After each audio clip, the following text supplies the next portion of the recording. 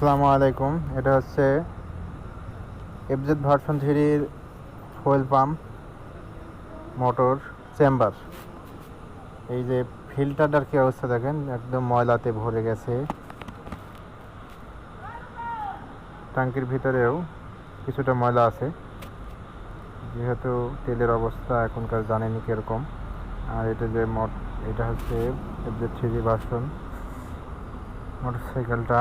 এটার কাজ হবে অনেক কিছুই, পছন্দের brake shoe change, mobil filter, mobil change, সামনেকার টায়ার চেঞ্জ হবে।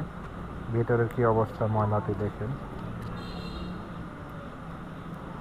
অবশ্যই আমি বলবো যে যাদের এফআই গাড়ি আছে তারা 5,000 কিলোমিটার পর পর যেন ফুয়েল পাম্পের ফিল্টারটা পরিষ্কার করে নেয়, তাহলে গাড়িটা অনেক ভালো চলবে।